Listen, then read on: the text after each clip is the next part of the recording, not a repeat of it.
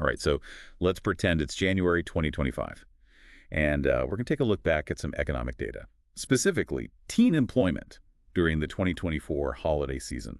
We're going to be using this blog post from the St. Louis Fed. It's called, "How Did U.S. Teenagers Benefit from Holiday Employment?" Mm. But get this, the labor market wasn't exactly booming going into the holidays.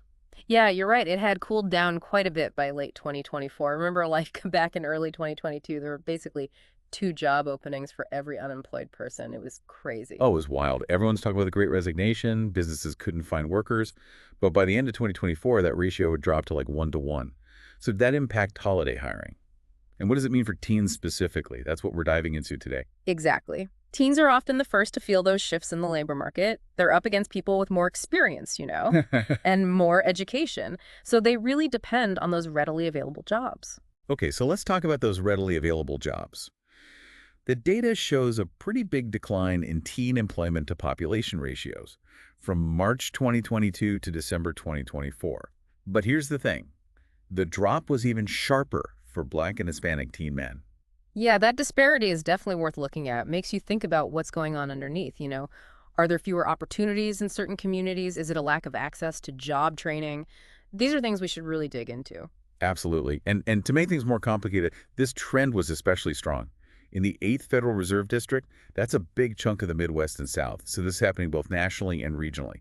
Now, when we talk about teen jobs, we can't ignore the obvious, right? Almost 2/3 of employed teens work in either retail or leisure hospitality. Right. And that makes them super vulnerable when those sectors slow down. Like if those industries take a hit, it's a double whammy for teen employment. So going into the 2024 holiday season, Mhm. did those industries slow down? I remember all the forecasts saying holiday spending would be record-breaking. Everyone hoped it would mean more jobs, especially for teens. Would the holiday magic be enough to fight off the cooling labor market? Well, that's where the St. Louis Fed analysis comes in. They really dug into the numbers, comparing the actual 2024 holiday hiring to what usually happens. So what did they find? Did all those spending predictions turn into a hiring boom? Not really. Both retail and leisure hospitality didn't meet expectations. In fact, the leisure and hospitality sector, they were short 302,000 jobs over the 3 months leading up to the holidays, compared to what they normally see. Wow, 302,000 jobs. That's a huge number. How about the 8th District? Did they have a similar trend? They did. Their analysis found similar results, especially in retail, which was way behind its usual hiring levels. Looks like that typical holiday hiring boost. The one that used to be reliable income for lots of teens just wasn't as strong in 2024. So even with record spending predictions, the holiday season couldn't overcome those bigger economic forces at play. That's right, and that leads to some big questions about the long-term effects on teens. Like what happens when they don't get those early work experiences? What does it mean for their future chances and how much they can earn? That's what we're going to talk about next. So we've seen that the 2024 holiday season didn't exactly bring the teen job boom that people were hoping for. But let's dive into those long-term effects you mentioned. What happens when young people miss out on those early work experiences? Well, it's not just about missing a paycheck. Those first jobs, even the ones that might seem kind of boring, they can be really valuable. You learn responsibility, time management, how to work in a team, and how to handle customers. Yeah, like just learning how to be in a workplace, even if it's only for a few hours a week. I remember my first job, I was a barista.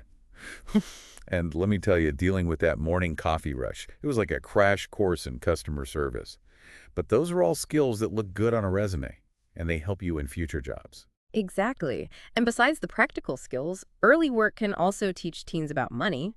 They start to get the value of a dollar. Budgeting, saving. Those are basic skills that can affect their finances for years to come. So if teens aren't getting those experiences, could it actually hurt how much they earn later on? It's definitely possible. Studies have shown a link between early work experience and higher earnings later in life. It's not just the money you make right away, it's the skills and connections you build. That can lead to better opportunities down the road. It's like a snowball effect, right? Starting early can give you a bit of an advantage later. But what about the bigger picture for society? You talked about those earlier. What happens when a whole generation doesn't have many job opportunities during those important years when they're growing up? Well, it's not just about individual teens. It can affect whole communities. If young people can't find jobs, they might be more likely to just disconnect. And that can lead to problems socially and economically. Right, like feeling hopeless or like Yes. there's no opportunity, Right. which can then lead to other problems. Exactly. And it can make existing inequalities worse. We already mentioned how Black and Hispanic teen men were hit harder by the employment downturn. If that keeps happening, it could widen the gap between different groups. It paints a pretty worrying picture.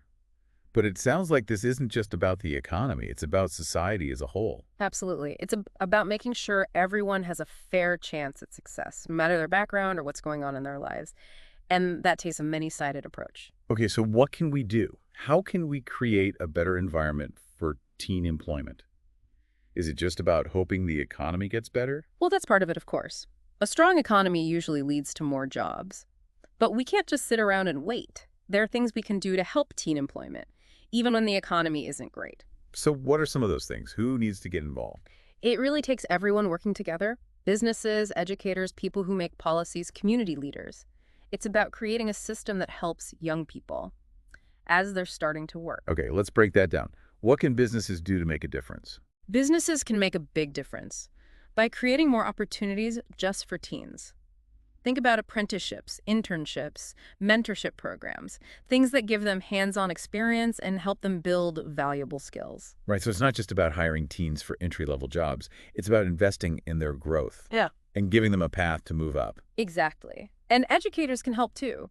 By including career exploration and financial literacy in what they teach, they can help students see how what they learn in class applies to real life and show them different career options. It's about closing that gap between school and the working world, helping teens understand their options and get the skills they need to succeed. Precisely. And policymakers can create incentives for businesses to hire and train young people. They can also fund programs that offer career counseling and job training resources, especially in communities that have been hit harder by unemployment. So it's about creating policies that encourage businesses to invest in young people and that support programs that help teens navigate the workforce. Exactly. And community leaders can help too.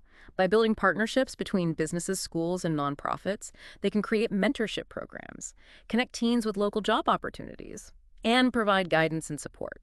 So it's about creating a feeling in the community Mm. that everyone is responsible for teen employment, recognizing that helping young people is helping the future of our communities. Absolutely. It's about realizing that everyone has a part to play in creating a better environment for teens to thrive. It's really interesting how this goes beyond just like numbers. We're talking about actual people Yeah. and how these changes affect their lives, their communities, their futures. Yeah, you're totally right. We often get caught up in the big picture stuff, but it's important to remember that these economic forces, they really play out in individual lives and they shape how our society works. So as we wrap up this deep dive Mm. into teen employment and that kind of disappointing 2024 holiday hiring season, what's the main takeaway? What should our listeners be thinking about as they go about their day? I think the big takeaway is that teen employment, it's not just some economic indicator. It shows what our society values. Are we really investing in our young people? Are we giving them the skills and chances they need to make it?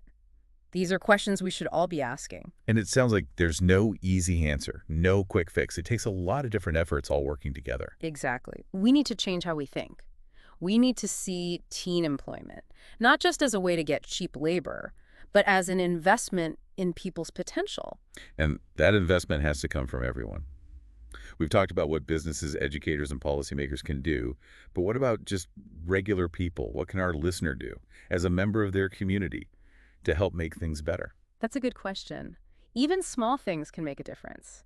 Think about the skills and experiences you have. Could you mentor someone young? Could you volunteer at a school or community center? Could you offer a paid internship at your company? Maybe even just talking to a young person about their career goals, sharing what you've learned, offering some advice. Those things can matter too. For sure. It's about making those connections, opening doors, showing young people that their community supports them and wants to see them succeed. It's about giving them a sense of what's possible, that feeling of hope. That can change a young person's life. Well said.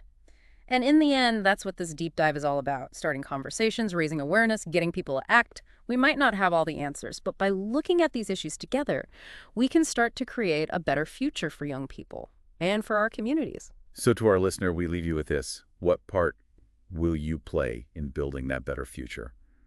What small step can you take today to make a difference in the life of a young person? Because even the smallest things, when a whole community does them, can have a huge impact. Thanks for joining us on this deep dive. Until next time, keep exploring, keep asking questions, and keep learning.